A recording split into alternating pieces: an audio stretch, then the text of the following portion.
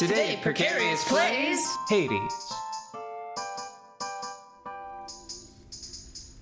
So while we're moving around here, keep an eye on the subtitle text of Orpheus's song. Mm-hmm. This is a joke coming to, blooming right now for me that I cannot adequately explain. Over the course of most of the game, whenever you talk to Orpheus, Zagreus will tell him, a bullshit story. Mm-hmm. And Orpheus insists on believing all of them, even after Zagreus is like, I've been messing with you. Is it gonna start again? I hope it starts again. I hope we didn't miss the best part. Oh, I hope it starts again, so we can see more of the lyrics. Well, let's move on. Mm-hmm. You haven't greeted me as often lately, Hypnos. I wouldn't have noticed if it weren't half your job. If there's something you wish to say to me, why not just come right out? Well, I see. The thing is, Megara, Miss Megara, mind if I call you that? As I was saying, I just thought maybe, we had a thing, a real connection lately, since you keep on dying more and more, and I keep standing here, but then I always thought you were invincible. I see. And so you're realizing now that your entire image of me came from your imagination. Is that it? Well, it's just, I really thought with all my advice that you'd go back to killing Zagreus rather than the other way around. I just don't think things are working out the way I hoped, I kind of have to wonder if Megara and Zagreus fought, canonically before the start of the story. Mm-hmm. Because I think that this is a weird this is a rare example of an oversight on the developer's part. She's never killed me. And I've got record of that. The Furies, they have made me use Death Defiance. But I think it was sort of risky for them to assume that the first boss would have repeatedly killed someone, killed a player over and over again, just because they're just. I think that maybe not Alecto, T, the one whose name starts with T. Mm-hmm. I think she's come the closest fighting her solo, because her. I don't know if you've seen it. Have you seen me fight her? I think it might still work this way even if her sisters help, but the arena collapses until it's just this tiny little square. Oh. It's this little knife fight that you're stuck in.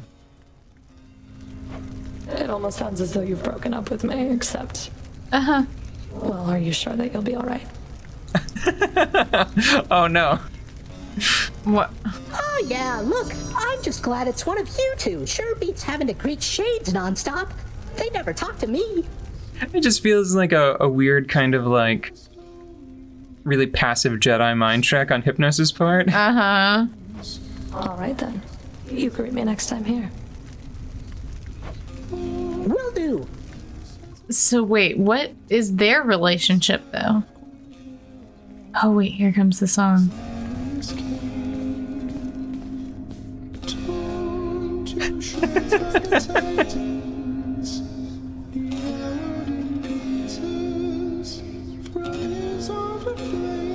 Did this not happen? No. Okay, so you talked to Dionysus at one point, and he's like, hey, man, you know Orpheus, right? How about you tell him that we're, related, man? And Zagreus is like, all right, fine, I'll do that. And so he tells Orpheus that they were actually one god, but then the Titans tore them in half, and one of them is the heart, and the other one is the rest of their collective personage. Oh my god, that's so funny. It is not funny at all. No, it's funny to me because I've done a prank like that before. Do you remember? No, I'm not talking about what if you're talking about what I think you're talking about, we're not talking about that. I'm definitely talking about what you think you're talking about. It's pretty funny.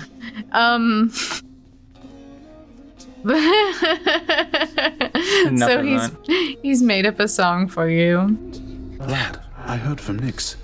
She said that she was able recently to re-establish contact with Chaos, thanks to you. You're just full of surprises, reforging old bonds between primordial gods like it was nothing. Oh, just took a bit of tampering with the sigil in the admin chamber. Whole bunch of darkness, too. But I could tell that Nyx and Chaos, they seem to really miss each other, to the extent they are able to miss anybody. I think they're plenty capable of missing their loved ones, lad. The amount of time that either of us have existed is nothing compared to either of them. Imagine being apart from someone you care about for that long. I couldn't stand it. He's such a sweet boy. Zagreus or what am I saying? Both. Well, I was gonna say Achilles, but Zagreus is... I feel like as cool as it is that Zagreus is going around fixing people's relationships and stuff, like part of me wonders how much of it he's doing just to piss off his dad. Oh. You know? Why is she sweating? Dusa, hey, what's the matter? You seem... Something's wrong. What happened? Tell me, please. No, Your Highness, you're not supposed to talk to me. I mean, I'm not supposed to talk to you. You see, Miss Nyx, she... Oh, I will be in so much trouble now. Uh-oh. Wait, What Dusa, happened? slow down. What is the matter?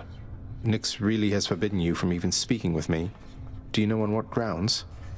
Yeah, this is a weird one, because...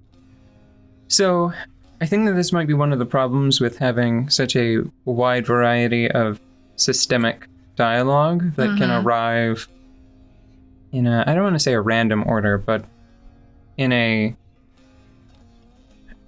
non-linear order, right?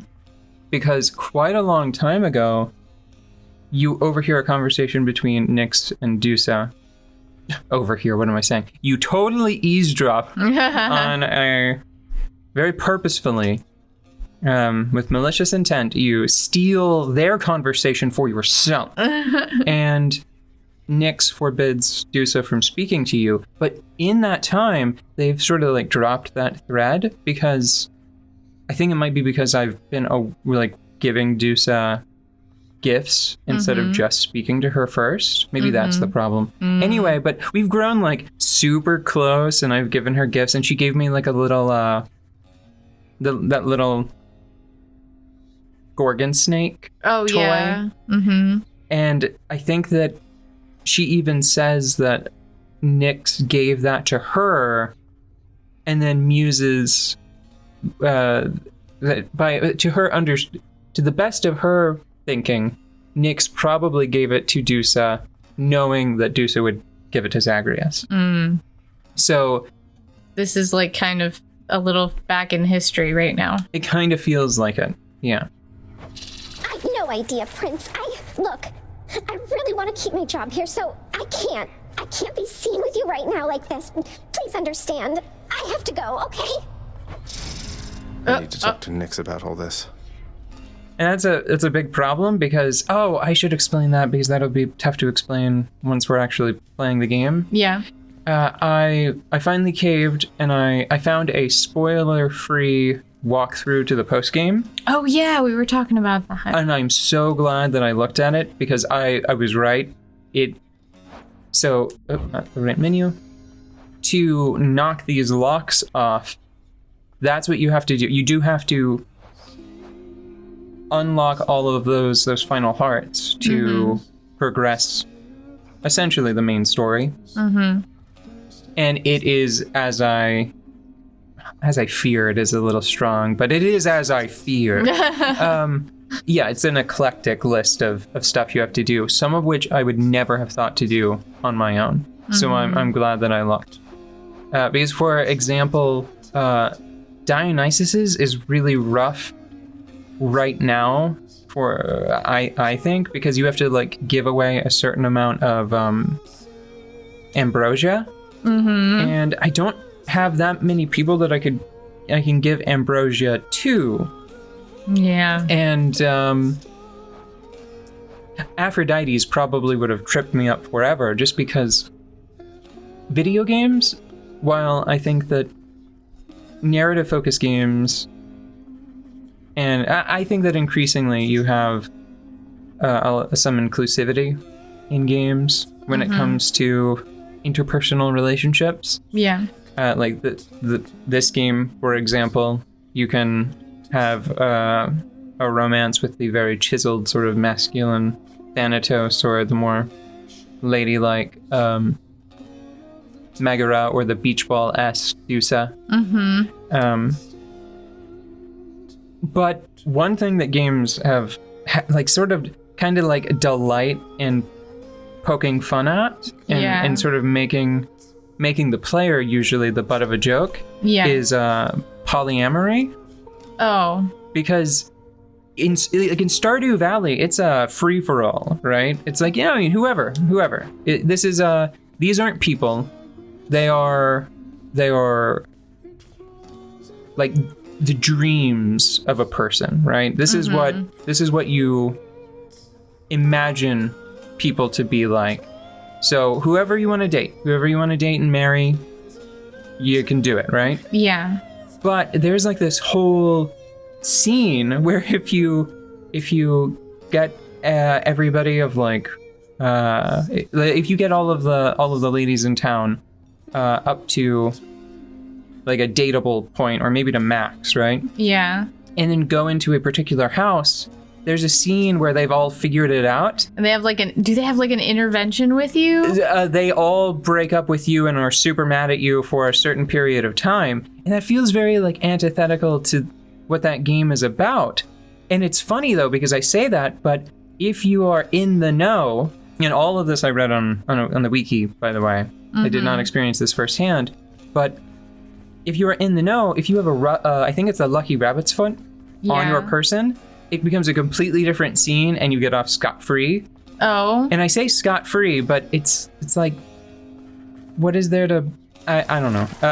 Games like Harvest Moon have just given me the impression. Oh, and even like The Witcher 3, if you try to like romance both potential partners, like main story partners, equally, they show up together and are like, you want to have a super fun, you want to have a three-way kind of fun? And Geralt's like, well, sure I do. And then they tie him to a bed and leave him in a compromising position and just leave. No! Why is that funny? What the hell? That's messed up. I kind of feel like that's going to be the next big cultural shift, is people being more understanding of relationships that aren't monogamous. Yeah, what are they? I think there are plenty of people doing that at this point. Yeah, but I also think that they're hiding it a lot, like people would hide their same-sex relationships whenever we were young. Mm-hmm. Honestly, one of the only examples I can think of off the top of my head that doesn't treat it like a big damn joke is like April Ludgate at the start of Parks and Recreation. Oh yeah. And they make it seem like young and trendy and hard to comprehend, but I don't think there are very many jokes at their expense. Yeah. You know? Well, so does Aphrodite try to get you into trouble with people? Oh, no. What Aphrodite does, thank you for bringing me back to what I was talking about. Aphrodite requires you to max out your Cupid-y relationships, I think, with all three potential romantic interests or intimate interests. And I already had it in my mind. I assumed that just because games don't treat polyamory well, I sort of assumed that whenever you picked one, the others would be locked away. Out. Right. Oh, yeah. Well, this is Greece, right? I mean, and you have your eternal beings. Yeah. So it's like, probably spend 2 lifetimes over here, a couple lifetimes with this other person. No, everybody just gets in a sexy pile. Everybody just gets in a sexy pile. And this is what we do. We go to the contractor, right? And we go to... At the largest bed. Hold on. those jokes slowing down. There we go. It's really hard to tell on the TV which one is highlighted. But we just go to the bedchamber, and then we've got the chthonic bed, right? We take the regular. Well, it's not on this list. So we take the fancy recliner, and we just shove them up together. Done deal.